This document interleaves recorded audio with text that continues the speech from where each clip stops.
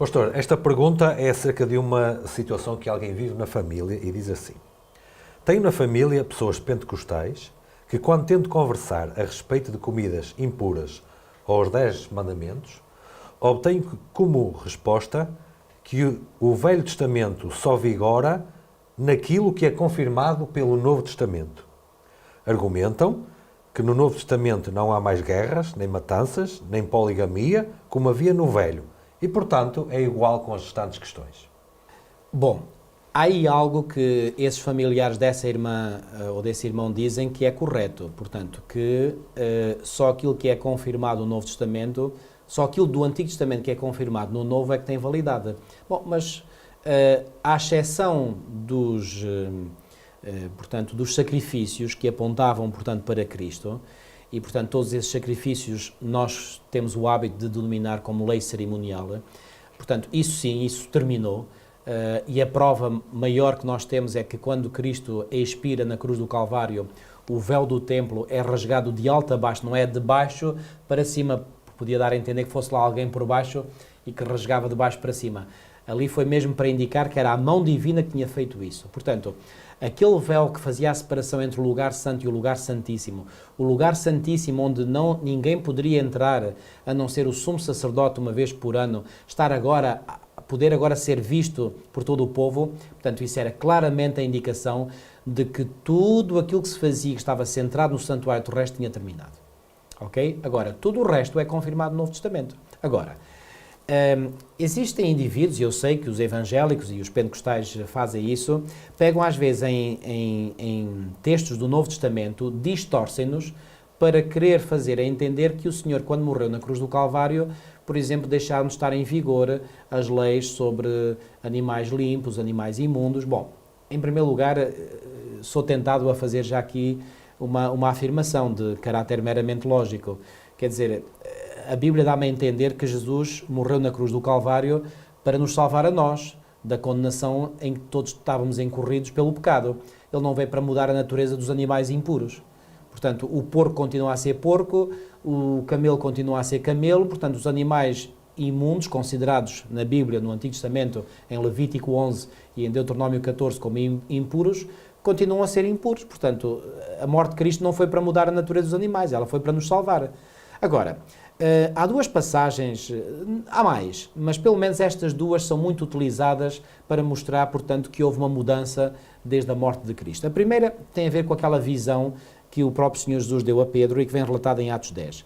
E aí em Atos 10, não temos tempo de fazer aqui uma análise detalhada, como eu gosto de fazer, desta passagem, mas aqui em Atos 10 foi apresentada uma visão a Pedro e diz aqui, portanto, que estando com fome quis comer, versículo 10 do capítulo 10 de Atos, enquanto lhe preparavam a comida, porque ele estava hospedado em casa de Simão, o curtidor, sobreveio-lhe um êxtase, ou seja, ele foi arrebatado nos seus sentidos, teve uma visão, o que quiserem chamar.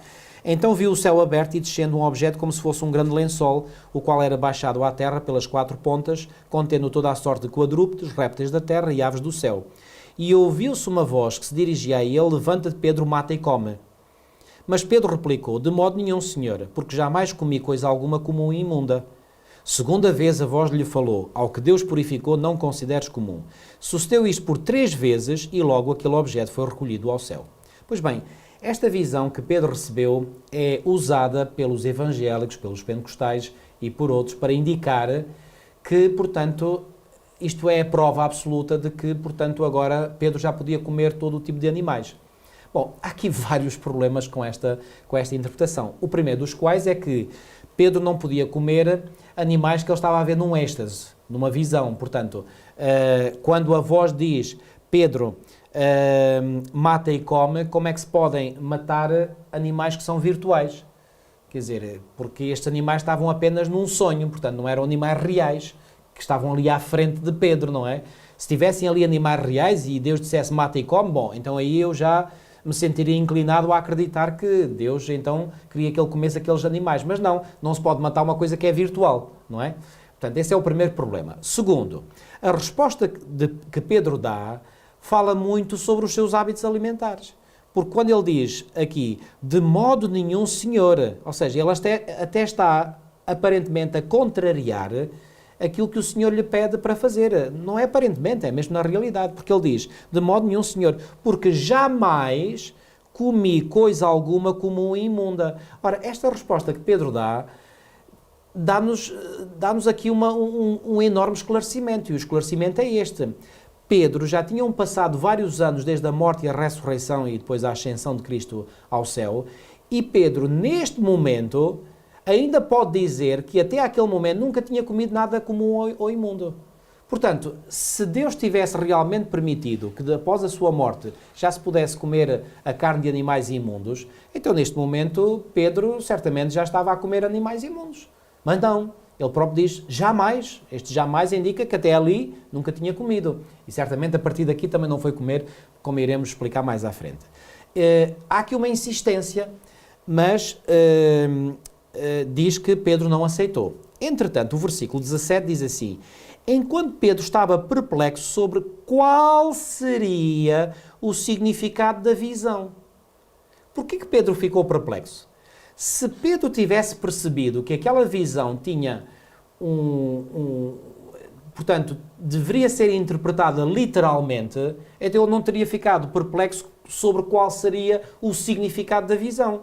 O significado da visão era claríssimo, ele já o teria compreendido e, portanto, ele não estava perplexo.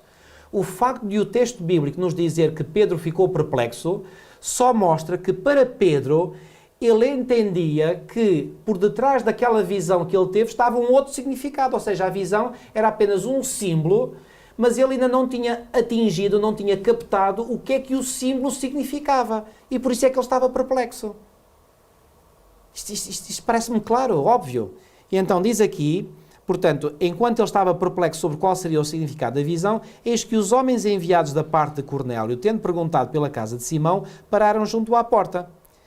E mais à frente, depois diz-nos que ele, entretanto, foi, etc. Não vou aqui entrar em detalhes. E quando finalmente ele chega à casa de Cornélio, ele diz assim: falando com ele, entrou encontrando muitos reunidos na casa de Cornélio, a quem se dirigiu dizendo: vós bem sabeis que é proibido, isto era uma convenção social, uma norma social, é proibido a um judeu a juntar-se ou mesmo aproximar-se a alguém de outra raça. Mas Deus me demonstrou que a nenhum homem considerasse comum ou imundo.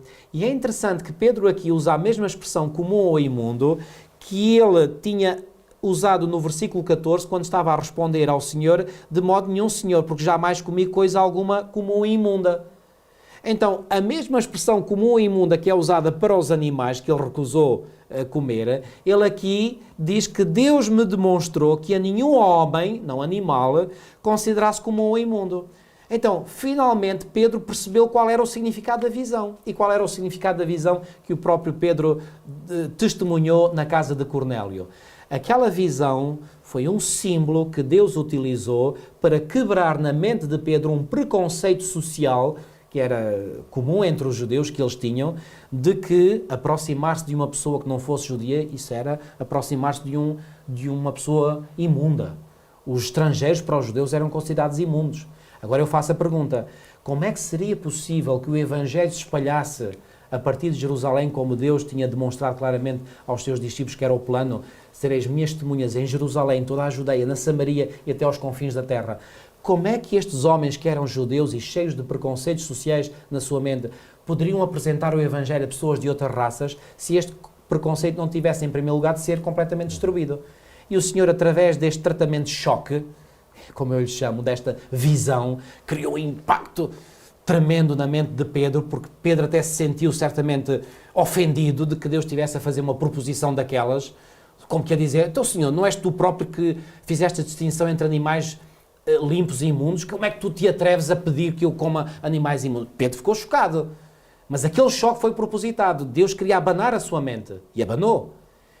E abanou de tal forma que ele ligou a experiência sensorial que ele teve ao ter a visão, com o que ele compreendeu, que era aquilo que Deus lhe queria transmitir através dessa visão. O que é que ele compreendeu? Não, a partir de agora eu não posso considerar nenhuma outra pessoa que não seja judia como uma pessoa comum. Deus quer que eu fale a todos e todos estão em plano de igualdade. Essa foi a grande lição. Agora, em relação à segunda passagem que eu disse que é muito mal utilizada também e mal interpretada, é a passagem de 1 Timóteo, capítulo 4, versículos 1 a 5. Diz assim: Ora, o Espírito afirma expressamente que nos últimos tempos alguns apostatarão da fé por obedecerem a espíritos enganadores e ensinos de demónios, pela hipocrisia dos que falam mentiras e que têm cauterizado a própria consciência, que proíbem o casamento, exigem abstinência de alimentos que Deus criou para serem recebidos com a ação de graças pelos fiéis e por quantos conhecem plenamente a verdade. Pois tudo o que Deus criou é bom e recebido com a ação de graças nada é recusável, porque pela palavra de Deus e pela oração é santificado. O que é que acontece? Muitos evangélicos pegam neste texto e dizem: estão a ver? Paulo é claríssimo. A partir de agora nós podemos comer tudo. Na nova dispensação cristã não há mais limites, não há regras de animais limpos e imundos. Agora pode-se comer tudo. Bom, será que é isso exatamente o que Paulo está aqui a dizer? Bom, infelizmente é triste quando nós conseguimos... Reparem, o texto começa por dizer que o Espírito, ou seja, o Espírito Santo afirma expressamente, ou seja, de forma clara, que nos últimos tempos alguns apostatarão da fé por obedecerem a espíritos enganadores e a ensinos de demónios. E o que é certo é que a interpretação que é feita nos versículos a seguir é exatamente uma interpretação que ela foi forjada por ensinos de demónios. Claramente, o que é que Paulo está aqui a dizer? Paulo está neste texto, reparem, é uma carta que ele está a escrever a um jovem colaborador, a Timóteo, que certamente se teria confrontado com estas questões no seu ministério, e como ele era jovem, portanto não tinha ainda muita experiência e, portanto, não se sentia ainda muito à vontade quando era confrontado com algumas questões. E Paulo aqui, nesta carta que escreve ao seu jovem colaborador, então ensina-lhe como é que ele deveria lidar com esta situação. Então repara, o que é que Paulo diz? Paulo fala aqui de alguns indivíduos que irão apostatar da fé. E irão apostatar da fé porquê? Por obedecerem a espíritos enganadores e ensinos de demónios. E diz aqui que eles serão levados pela hipocrisia dos que falam mentiras e que têm cauterizado a própria consciência. O que é que quer dizer cauterizada? Queimada, já não funciona. Isto faz-me lembrar, quando eu era estudante ainda de enfermagem, assisti a algumas cirurgias e na altura começou-se a introduzir o bisturi elétrico, e o bisturi elétrico o que é que faz? Ao cortar, cauteriza os vasos sanguíneos que são cortados. O que é cauteriza? Queima-os, de modo que os liga e já não deitam mais sangue para fora. Portanto, uma cirurgia feita com bisturi elétrico tem muito menos sangue do que com bisturi normal. Okay? Então, o que é que quer dizer cauterizada a consciência? A consciência está queimada, já não funciona mais. E porque a consciência está cauterizada, o que é que essas pessoas acabariam por fazer? Iriam proibir o casamento. Mas desde quando é que nós podemos proibir o casamento? Se o casamento foi instituído pelo próprio Deus, pelo Criador. Ou seja, há alguém que diga, bom, atenção, qual foi o modelo original do casamento que Deus formou? Não foi um casamento entre um homem e um homem, não foi um casamento entre uma mulher e outra mulher, não foi um casamento entre um homem e várias mulheres, nem foi um casamento entre uma mulher e vários homens. O modelo original, aquilo que Deus criou, o casamento, e só esse casamento é que merece ser chamado casamento, é entre um homem e uma mulher. Então, proibir o casamento entre um homem e uma mulher, desde que esse casamento respeite outros princípios bíblicos, é uma coisa que é errada. Mas essas pessoas, porque tinham a consciência cauterizada, eles não apenas proibiam o casamento, mas exigiam, como Paulo diz, exigem abstinência de alimentos. Mas que alimentos é que eles exigiam abstinência? É só ler o que vem a seguir. Que Deus criou para serem recebidos. Ou seja, eles estavam a exigir a abstinência de alimentos que Deus criou para serem recebidos. Ou seja, eles não estavam a exigir abstinência de alimentos que Deus proibiu serem... Aliás, se Deus proibiu ser... que nós vemos, isso não é alimento, portanto, isso não deve ser considerado alimento. Se Deus proibiu comer certa coisa, é porque isso não é alimento, ok? Simplesmente não serve como alimento. Mas estes indivíduos estavam a exigir a abstinência de alimentos que Deus criou para serem recebidos com a ação de graças pelos fiéis e por quantos conhecem plenamente a verdade. Ora, aqueles que são fiéis e conhecem plenamente a verdade, eles sabem que há coisas que nós não devemos comer. Mas não era aquilo que estes indivíduos estavam a exigir que se abstivessem dos alimentos. Eles estavam a exigir que se abstivessem de alimentos que eram perfeitamente legítimos, que Deus criou para serem recebidos. As leguminosas, os cereais, sei lá o que é que eles exigiam, que abstenções é que eles queriam. E agora reparem, pois tudo o que Deus criou é bom, e recebido com a ação de graças nada é recusável. Mas tudo o que Deus criou é bom, subentendido, o que Deus criou para ser recebido. Como diz aqui anteriormente, que Deus criou para serem recebidos com a ação de graças. Portanto, eles distorcem aquilo que Paulo quis dizer, para dizer, agora Deus já permitiu comer tudo. Não é isso que Paulo está a dizer. Paulo está a falar de pessoas extremistas, fanáticas, que iam ao ponto de proibir que os outros fizessem coisas que o próprio Deus tinha aceito, tinha criado. O casamento e alimentos que Deus tinha criado para nosso alimento. Era isso que Paulo estava a condenar. Não, esta passagem não nos permite dizer que agora já podemos comer de tudo e mais alguma coisa. E quanto aos 10 mandamentos, pastor, ainda estão em vigor no Novo Testamento? Todos eles.